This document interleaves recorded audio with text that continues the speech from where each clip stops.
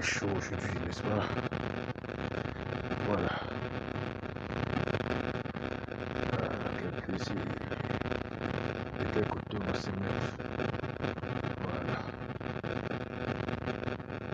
Voilà, bonsoir, bonsoir, bonsoir la famille, bonsoir, bonsoir. Bonsoir et très heureux d'être parmi vous aujourd'hui. Très heureux d'être avec vous en ce moment. Ici, on est partage le live. Partons le live parce que nous avons des signes qui se dévoilent, des signes qui se démontrent, des signes dont on ne pouvait jamais penser, imaginer. Bon, il y a d'aucuns qui voient cela, ils voient cela avec plutôt beaucoup de, je veux dire, d'émotion.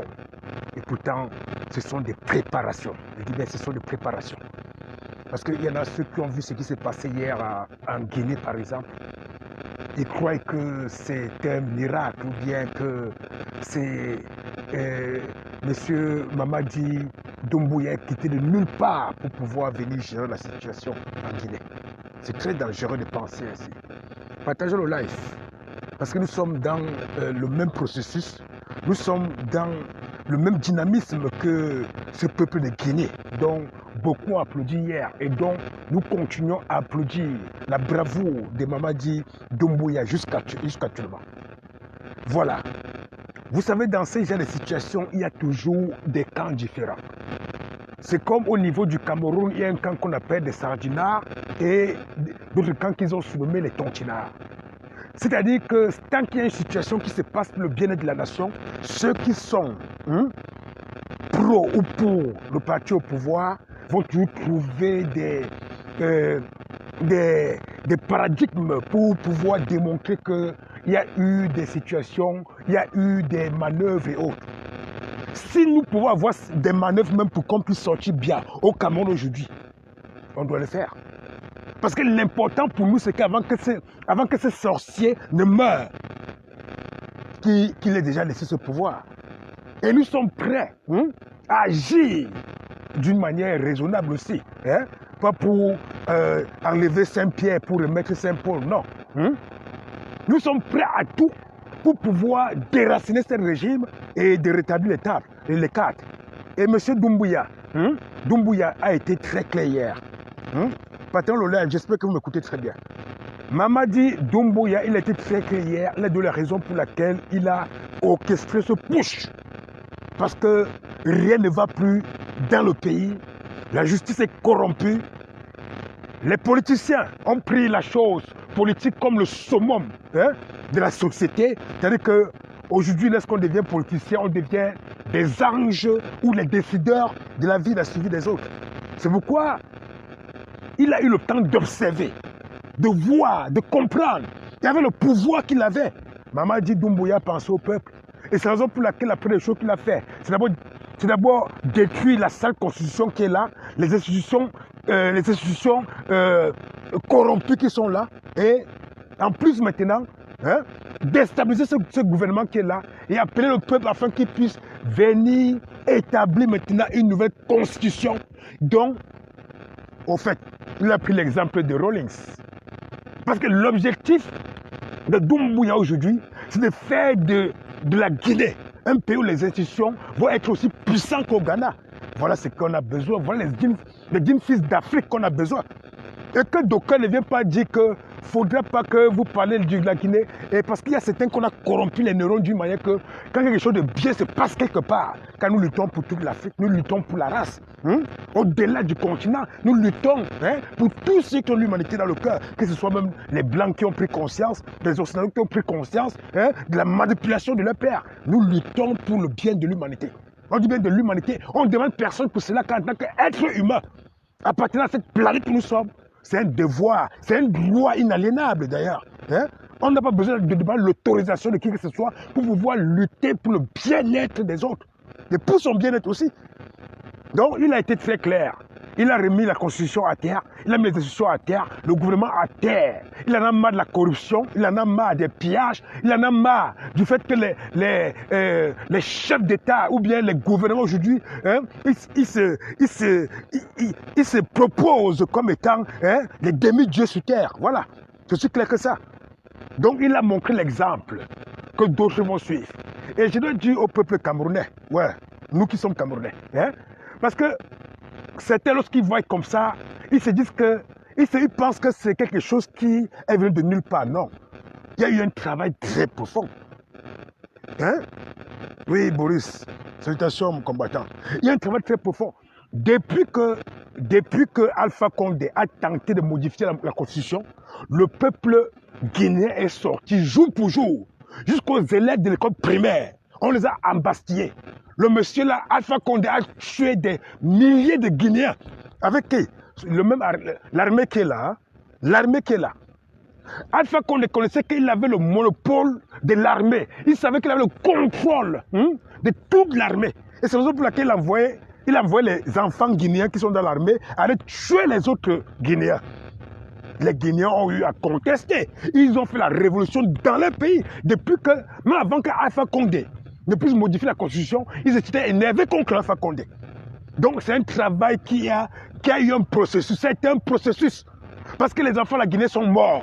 Et n'oublions pas, parce que dans notre configuration politique africaine, on nous a toujours fait croire que quand on fait partie de l'armée, on fait partie du peuple. Non. Même quand on est dans l'armée, même quand on est président, on fait toujours partie du peuple. Qu'on puisse changer ce logiciel-là, qu'on puisse enlever cette configuration dont on a imposé à certains qui croient aujourd'hui que voilà, le pape est vraiment l'élément que Dieu a envoyé sur terre pour pouvoir. Mais non, c'est un être humain qui a choisi une voie et dans cette voie, il est arrivé au summum. C'est tout. Et par conséquent, ça ne signifie pas qu'il va venir changer maintenant les rouages pour le mépris des institutions ou bien le mépris de la Constitution ou le mépris de ce qui va faire en sorte qu'ils se prennent pour une personne supérieure. Donc c'est la même chose que nous faisons dans notre révolution. Les Guinéens ont payé le prix de cela.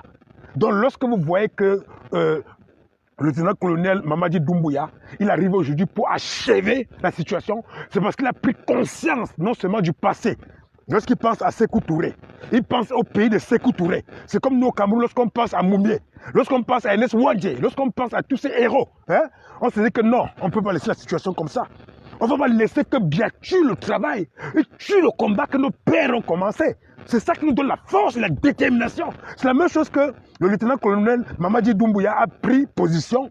Il s'est souvenu que Rawlings lui avait dit, enfin Rawlings a toujours dit, que lorsque ceux qui sont au pouvoir utilisent les institutions ou la constitution pour pouvoir opprimer le peuple, il n'y a que l'armée qui va se soulever. Il n'y a que l'armée, car l'armée est la seule façon qui donne le pouvoir à celui qui opprime le peuple à pouvoir continuer. C'est la même chose au Cameroun avec Paul Biya. Il a tellement confié à son armée que son armée dit que pas tuer Onozo, il peut te tuer étant content.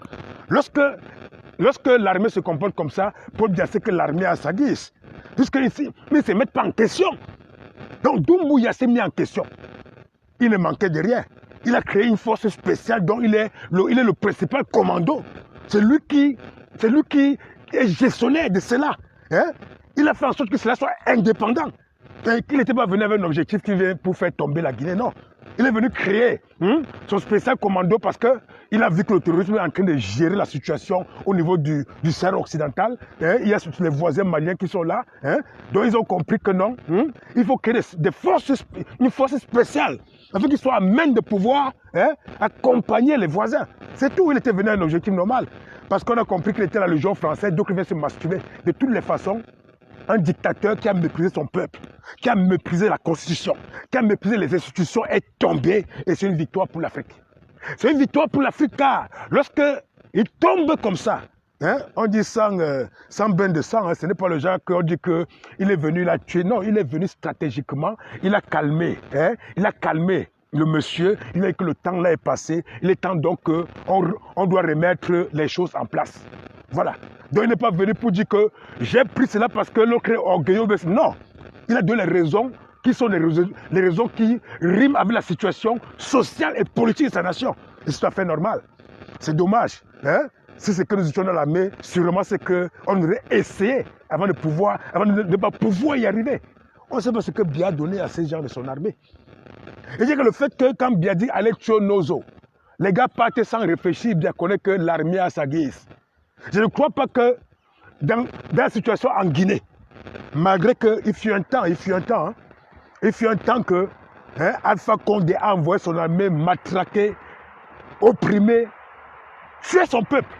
Mais ce n'était pas, c'était pas cette force d'opération spéciale. Mais aujourd'hui, il en paye le prix. Donc ceci dit, les gars, nous avons ce devoir de restaurer notre logiciel et de pouvoir avancer sciemment dans notre combat en sachant que chaque combat qu'on mène avec détermination et avec conviction, un jour, si Wandje Amourang était fier de mourir pour sa bataille et qu'il espérait, je le dis tous les jours, qu'un jour, nous, peuple camerounais, on va atteindre l'objectif, donc ça vaut la peine de continuer. De continuer jusqu'à ce que, un jour, un enfant de cette nation prenne position, et surtout c'est de l'armée. On a déjà décrit cela fatigué. On ne sait pas ce que Biya a donné à ses membres de l'armée. Cyril Donald, on ne sait pas ce que Biya les a donné. Ou Biya les a ses membres tous sodomisés. Parce qu'on ne connaît pas quel pouvoir Biya Paul, un citoyen individu, qui est en train de détruire, qui est en train de déraciner l'esprit de la nation, et que ces membres de l'armée sont toujours en train de le protéger. Partons au live, les gars, pour que les gens comprennent qu'on doit continuer comme le peuple guinéen a continué. Ils ont continué. Vous avez vu que même après les élections, lorsque Selou, le principal opposant, a déclaré qu'il a gagné, et Alpha Condé l'a fait vivre les mêmes situations que dernièrement le président élu a vécu. Séquestration pendant des semaines. Parce qu'il fallait le museler. Il fallait à tout prix que Alpha Condé montre qu'il est fort en répression pour que le peuple, ceux qui supportaient Delou, celui-là, puissent se calmer et que Alpha Condé dirige le pays maintenant avec la conviction qu'il est le Dieu tout-puissant. Donc c'est la même chose avec Biya. Donc nous allons continuer comme les Guinéens ont continué. Même dans la souffrance, la douleur, ils ont continué. On les a même mis dans l'esprit des guerres tribales, malinquées contre les Peuls et ceci, cela. Ils ont continué à résister. Jusqu'à un jour, voilà qu'un fils de la nation s'est levé et qui est venu dire que la récréation est terminée. C'est tout ce que nous devons continuer. C'est tout ce que nous devons continuer en 237. Ne nous posons pas la question de savoir où est-ce que le Messie viendra. Le Messie est dans le peuple. Le Messie est parmi nous. Au fur et à mesure qu'on va frapper dur, il y aura un temps que la situation va changer et que ce Messie va venir, voilà, restaurer les choses. C'est aussi simple que ça. Oui, c'est aussi simple que ça. Le Messie est celui qui ira directement, que ce soit par la voie, que ce soit par la voie des unes. On n'est que le Messie par la voie des unes. Ceux qui disent que le pouvoir par la paix ou quoi que ce soit, ils savent que Maurice Kamto est là. Donc, on va avancer avec lui comme ça. Ceux qui vont venir, qui viennent, c'est parce que si on était un peuple sérieux, même si on était un peuple sérieux, capable de sérieuxité, si on n'était pas un peuple sérieux, c'est qu'on a déjà mis tellement de moyens quelque part dans une caisse qu'un jour, on n'a pas besoin de plus de 12 personnes. On n'a pas besoin de plus de 12 personnes, mais on a besoin d'une bonne préparation au niveau des moyens financiers. N'est-ce pas? Parce que lorsque ça déclenche, lorsque la situation déclenche, et qu'on a les moyens, lorsque nous sommes 12 au départ, je vous dis la vérité, les choses commencent à suivre. Puisqu'ils sont nombreux aujourd'hui qui demandent même qu'au Cameroun, on fait le sagat. Mais dit de la bouche, il y a le service secret, vous racontez les choses là. Non, c'est pas comment ça se passe. C'est-à-dire qu'on se prépare d'abord au niveau financier en faisant brûler le secret. Et le secret n'est pas quelque chose qu'on colporte, on vient comme c'était, on fait, vient sur la toile d'Yves. Non, c'est pas comme ça. Donc si on veut être sérieux, il faut qu'on soit sérieux. Parce que soit ça va venir de l'intérieur du Cameroun, ou un lieutenant, un colonel ou quoi que ce soit va se lever pour régler la situation. Mais au niveau du Cameroun, actuellement, ce n'est pas facile car Biya Paul a sodomisé tous ces gens-là. Il dit sodomisé dans leur secteur maçonnique et satanique. Il les a tous sodomisés, tous humiliés. Et donc, où ils sont là, ils sont comme les femmes de Paul Biya. Donc, il faut une nouvelle génération de soldats qui vont venir pas pour ancrer dans le système tribalistique pour aller tuer les leurs, mais qui vont penser à la nation entière, qui vont penser à leurs frères du Nozo, et quand on fait couler le sang, c'est le sang d'un Camerounais. Lorsqu'ils vont penser ainsi, le logiciel va grandir, et cela dépend de nous. Continuons seulement à évoluer dans l'esprit, continuons à accompagner cette bataille dans l'esprit, que quand il y a un mouvement aussi sur le terrain, qu'on vient sur le terrain, qu'il y a un mouvement, qu'on peut y être, on peut assister. C'est très important. Tellement important qu'il est bon que je vous rappelle, nous étions encore samedi ou dimanche, samedi dernier je crois, oui samedi dernier, c'était samedi, oui. Samedi dernier on vous a dit que il y a un combattant du Cameroun, l'honorable Nietzsche, qui avait demandé à la diaspora de pouvoir venir pour l'assister à une causerie, d'un débat causerie, où on devait le mettre en épreuve. Donc, on devait lui poser des questions, de savoir qu'est-ce qui aujourd'hui le pousse à venir vers nous. Car il y a très longtemps, on a appelé tous les partis politiques à pouvoir entrer dans le jeu. Le jeu, quand il parle du jeu, je parle du jeu à double tranchant. Je ne dis pas le jeu comme le jeu des enfants. De venir ancrer dans le jeu, dans la lutte de la libération. Chacun était dans son côté en train de vouloir se positionner, en train de vouloir, voilà, faire des jeux doux à Paul Biya. Donc il était important qu'il puisse venir. Comme là, il était allé voir le président élu déjà au Cameroun. C'était un bon signe. Voilà. Bon, il était ici, on s'est rencontrés des membres. On a voulu savoir exactement qu'est-ce que... Voilà, il est bien vrai que si nous sommes arrivés jusque-là, c'est parce qu'on a vu son engagement envers le Covid-Gate, envers toutes ces histoires de la canne, toutes ces dénonciations qu'il fait. Voilà, c'est bien parce que ça prouve quand même au peuple camerounais que dans l'hémicycle de l'Assemblée, il y a quand même une personne qui, malgré qu'il est seul, il parvient à faire rebondir les groupes dossiers. C'est très important, n'est-ce pas? Donc, il est arrivé, il a reçu la diaspora qu'il a eu le temps d'observer le combat, il a eu le temps de voir, il a eu le temps de juger, de voir. Il a compris qu'au sein de son propre parti, voilà, il y a ceux qui ne souhaitent pas le bien-être du Cameroun. À l'occurrence, c'est Frundi qui est à la tête et Yoshua qui est le bras droit de Frundi. Voilà. Donc, il nous rassure que lui, voilà, c'est avec les militants de base. Les militants de base, ces militants de base du SDF, ceux qui sont là pour les principes initiaux, voilà, les principes initiaux, autant pour moi, de ce parti, ce sont eux qui vont batailler maintenant pour le bien-être général. Donc, par conséquent, il nous a fait comprendre que, comme il descend au Cameroun, comme il va descendre au Cameroun là, je ne sais pas, après le conseil de Vassoro, sûrement il sera là, voilà. Donc, dès qu'il descend, il nous a promis que, comme dans les années 90, les marches doivent recommencer, qu'on accepte, que le système, il doit pas demander au système. Donc, comme il a dit, comme dans les années 90, parce que c'est une référence de son époque, de son époque de combat. Donc, il dit, comme dans les années 90, ça doit continuer, et que maintenant, on ne doit plus laisser le MRC être sectarisé. C'est-à-dire qu'on ne doit plus laisser que à chaque fois, on va dire que c'est le MRC. Donc, cette fois-ci, avec les partis, tous les membres de la société civile qui le veulent, il est conscient qu'il n'y a que lui qui est là actuellement, donc lui, le président élu, ils vont aller continuer, voilà, c'est que jusqu'à présent, les Camerounais se demandent comment on va faire.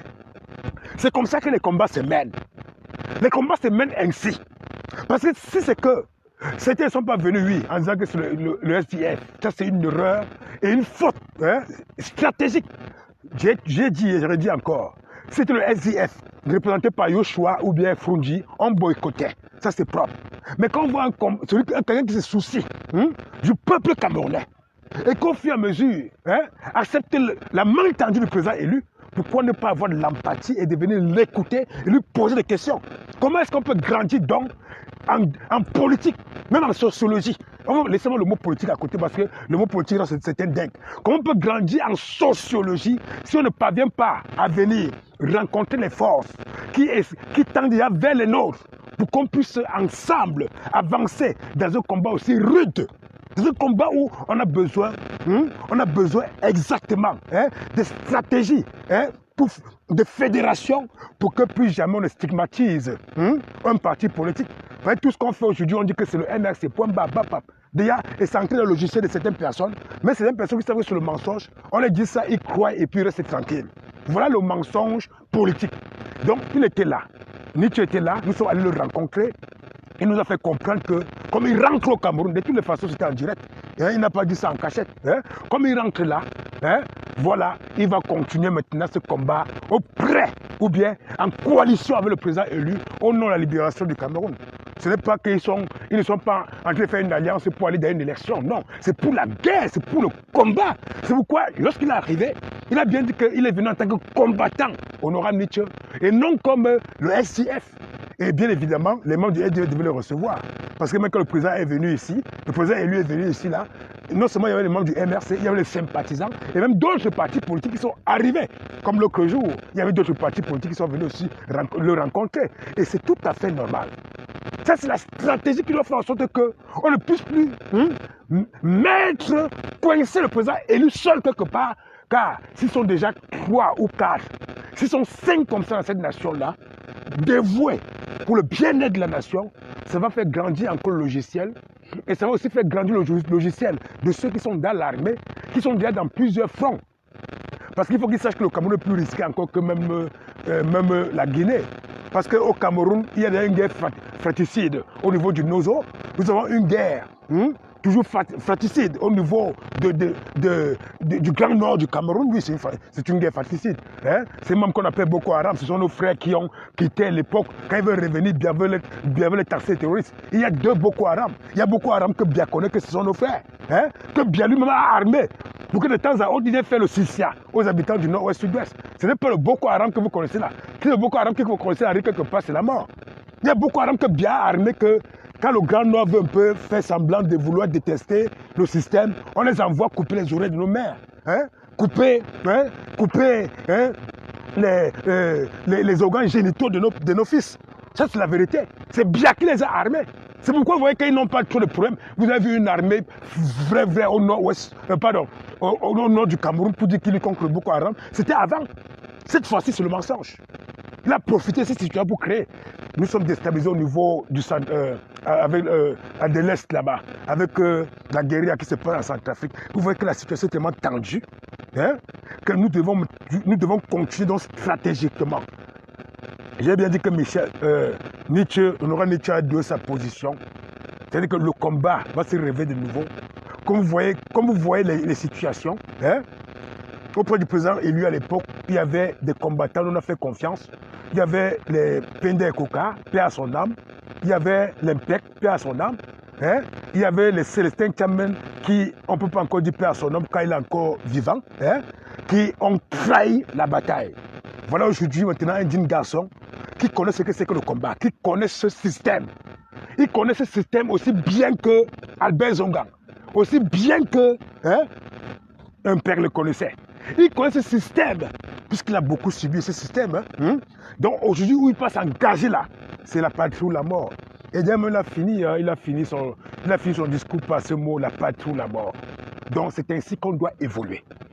On doit transcender, je l'ai toujours dit, je le dis encore ici aujourd'hui, pour ceux qui pensent vraiment à la libération de la nation. Pour ceux qui n'ont pas peur d'être libres, parce qu'il y a beaucoup qui ont peur d'être libres.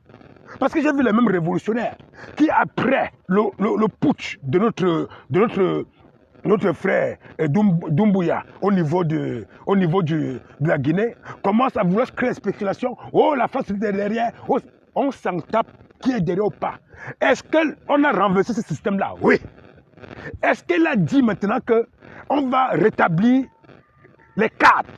On va remettre le jeu à zéro? Oui, il a dit. La première qu'il a changé la constitution. Il a mis la constitution à terre, il a changé le gouvernement. Les institutions sont à terre. C'est pour dire que ce sont les hommes, comme j'ai toujours dit en politique. En politique, la politique dépend de l'identité profonde de chaque nation. On ne peut pas venir nous imposer la politique de Paris, la politique de l'Allemagne. Et pourtant, nous avons des aspirations différentes. Nous avons des aspirations différentes, les conditions de vie différentes. Il a compris cela. Il va remettre comme les Ghanéens avaient mis pour eux. Et ça fonctionne au Ghana. Ça va fonctionner en Guinée. Et c'est la même chose qu'on doit continuer au niveau du 237.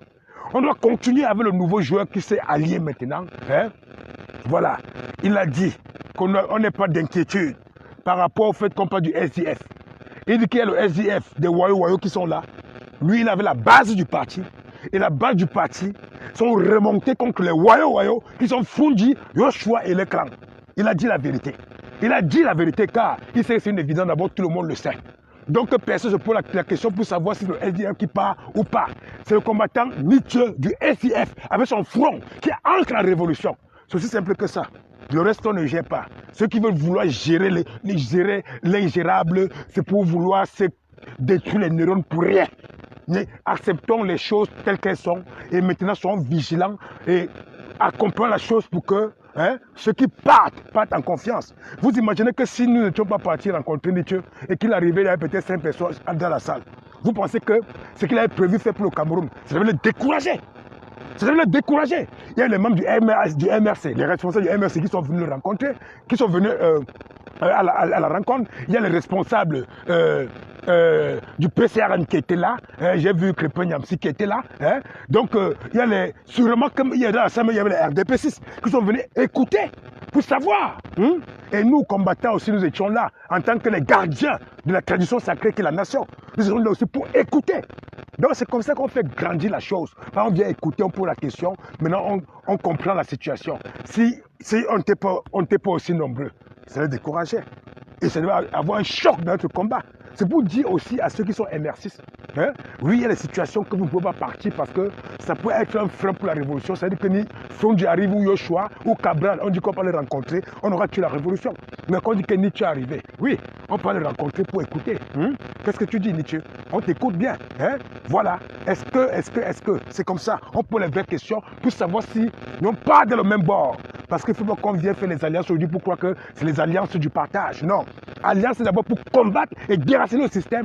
Et après, quand ce sera fini là, quand on va sortir de la caverne, quand on va sortir de la jungle, là maintenant, on pourra maintenant s'asseoir et dire que bon, est-ce qu'on peut faire des alliances stratégiques entre eux maintenant pour pouvoir avancer maintenant politiquement. Maintenant, ceux qui veulent entrer dans un parti, ceux qui sont dans les partis politiques, qui soient là, ceux qui veulent adhérer à un parti, ils adhèrent. Il n'y a personne qui doit venir influer ou influencer l'énergie ou l'esprit de l'un ou des uns ou des autres pour pouvoir faire les choses à leur guise. Ça, c'est un mensonge sociologique. Je ne veux pas parler de sociologique sans parler de politique. Parce que dans la société, c'est la même chose que Biya, il impose au peuple camerounais. Il dit que le MS est un parti bamléké. Au fur et à mesure, on chante, parce qu'il va imposer cela. C'est un jeu qui nuit la société. Donc nous ne sommes pas en train de vouloir... On ne joue pas avec cela. On n'entre pas dans ce jeu. Dans ce jeu à double tranchant, dans ce jeu mortel. Le seul jeu à double tranchant où on entre, c'est le combat contre le RDPC, contre Biapol et son régime. Voilà notre combat. Donc nous félicitons encore l'acte de Mamadi Doumbouya. On donne toutes les bénédictions. Toutes les bénédictions ancestrales. Oui, Sékou Touré l'a mis la main, il est venu restaurer la situation. Omniobé ne fait que tendre la main, ne fait que mettre la main au cœur des Camerounais, mais cela à un moment donné peut être trahi, comme on l'a trahi. Nous, on va continuer à mettre la main avec Omniobé pour continuer cette bataille-là, parce que nous avons foi. Si ce n'était pas le cas, c'est qu'on ne se gaspille pas les énergies pour rien. Ce n'est pas foi. Si on ne croyait pas à la liberté, et si on ne croit pas au fait qu'un jour on sera libre, c'est qu'on va aussi rester et devenir les voyous comme les autres, n'est-ce pas? Si nous ne croyons pas à cela, si on ne croyait pas, on ne pouvait pas résister jusqu'à ce jour. Voilà. Pour certains, ça a commencé le 18 octobre 2018, le 7 octobre 2018, le 22 octobre 2018. Il y a d'autres qui sont nés dans ça, ils ont grandi dans ça. Ils ont compris que la vie, c'est un combat. Et à chaque fois qu'on a combattu, on a toujours atteint les objectifs, quelles qu'en soient les situations qui vont nous bloquer. Quand on combat avec détermination, avec intelligence, parce qu'on va venir faire un combat et puis on dit qu'on croit à une puissance qui est quelque part, sans qu'on soit en action. Ah oui, même pour que, voilà, si on se met, lorsqu'on plonge dans la mer, si on ne se met pas du côté où les vagues sont en train de stimuler, là, on ne peut pas avancer avec le matériel qu'on a. C'est aussi simple que ça. L'eau ne peut pas entrer descendre, on vient, on monte, croyant que l'eau va nous accompagner. C'est aussi simple que ça. Nous croyons à cela. La Guinée nous a montré, le Mali nous montre. Dans les jours à venir, nous savons que les choses vont se passer. En Côte d'Ivoire aussi, que ça se passe comme ça, à la fin, ça soit bien. C'est un message qu'on envoie à Macky Sall à côté, à Biapol, à Bongo. Un message qu'on envoie aux deux Toto des deux Congos là. Voilà, parce qu'ils sont venus trahir. Même celui qui a remplacé Kabila, qu'on croyait que c'était... on a vu derrière, il a voulu faire un peu semblant d'être un résistant. Macron l'a invité à l'Élysée, c'est mort. Il a tué son combat. Il a tué son combat. Il a tué son combat. Macron l'a invité parce que là, au Tchad, il a dit que respecter la Constitution. 2 jours après, Macron l'invite à Paris, il a fermé sa gueule. Donc, nous n'avons plus besoin de ce genre de personnes-là. Et pour finir maintenant, parce qu'il y a un mot que les Occidentaux ont créé, qu'on appelle coup d'État. Donc, c'est-à-dire que quand quand un peuple se fâche et que le peuple agit à travers un corps de la société, on appelle ça coup d'État. On n'entre plus dans ce piège-là. Mais dit que c'est un piège monumental. La preuve en est quoi, hein? Lorsque Donald Trump a gagné les élections au niveau des États-Unis, hein, pour ceux qui croient qu'aujourd'hui que Donald Trump était fou, pour vouloir insister, non, ils l'ont fait un coup d'État. Ils l'ont fait un sissia. Parce qu'il y a une frange de la population, hein, le FMI, Banque mondiale et tous ces sorciers de l'OMS et autres, hein, tous ceux qui ont le pouvoir, hein, le pouvoir numérique et autres, avaient déjà pris leur position parce qu'ils préparaient un génocide, le génocide qu'on voit aujourd'hui à travers la pandémie du coronavirus, n'est-ce pas? Donc il fallait automatiquement faire sortir Donald Trump. D'où vient le fait qu'on nous appelle les votes électroniques sont montés, descendus, les votes par correspondance ont commencé à changer. De toutes les façons, on a eu beaucoup de preuves. Je veux dire quoi?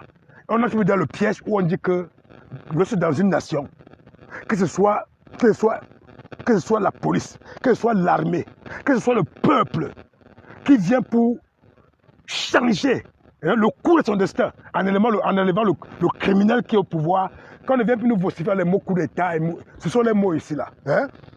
Celui qui ne gère pas bien, il faut que quelqu'un puisse l'enlever. L'armée, la police et tous ces gens-là font partie de la société et sont les citoyens de notre nation. Donc ils sont au Cameroun. Hein? On va, à travers le combat, on va les contraindre à agir. Car si à un moment donné ils n'agissent pas, nous on sera contraints de les contraindre à agir autrement. C'est aussi simple que ça. On les pousse au bout. Voilà. Donc c'était pour dire que les gens ne pensent plus du coup d'État. Oui, pour renverser un système aussi maléfique au-dessus de bien. Tous les moyens sont permis. Tous les moyens. Quel que soit le mot qu'on va créer, tous les moyens. On commence d'abord par le capturer ou le cacher. Et là maintenant, on neutralise tous ces généraux qu'il a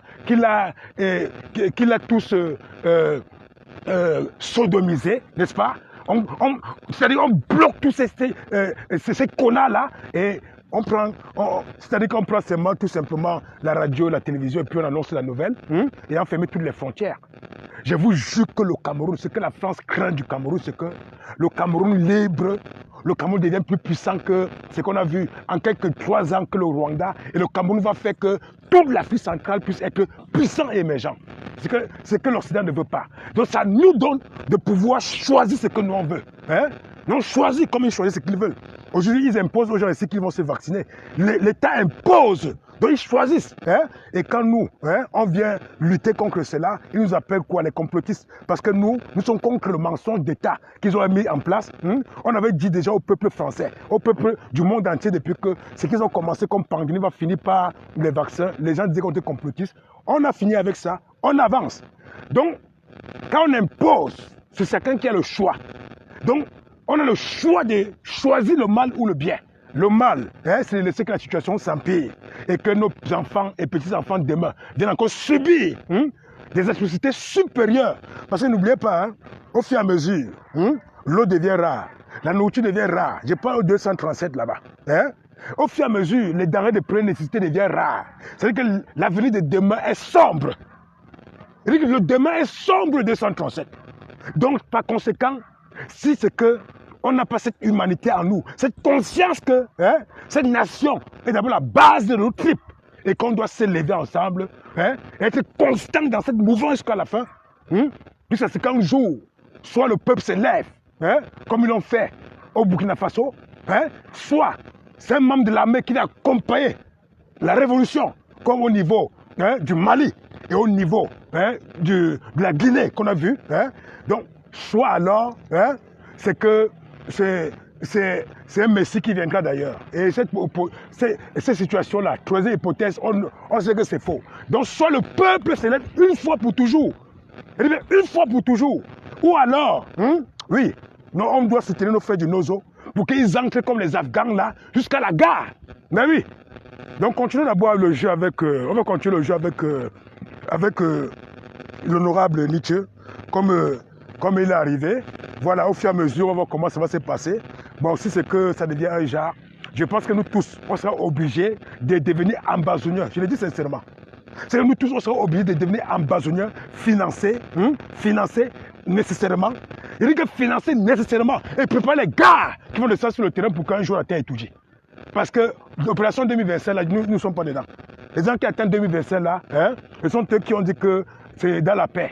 Si dans cette paix-là, il y a un système électoral et un code électoral qui est semblable à celui du Nigeria, qui est semblable à celui de la France, qui est semblable à celui des États-Unis, on dit que one vote, one name.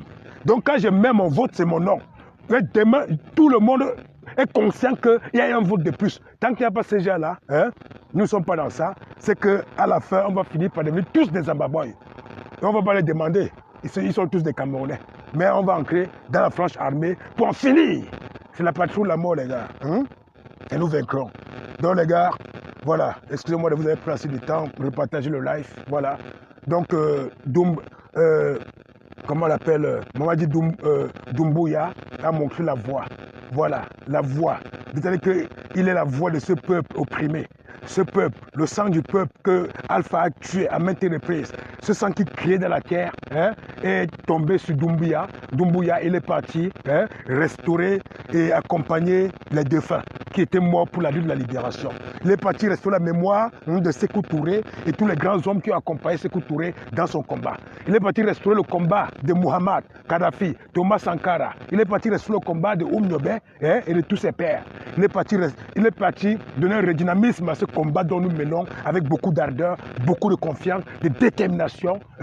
Il est venu nous donner un souffle nouveau. Donc, soyons contents et accompagnons le peuple, tous les peuples africains dans les révolutions, étant conscients que, voilà, notre détermination, la volonté et aussi, voilà, comme je le dis toujours, la motivation, nous permettra d'y arriver.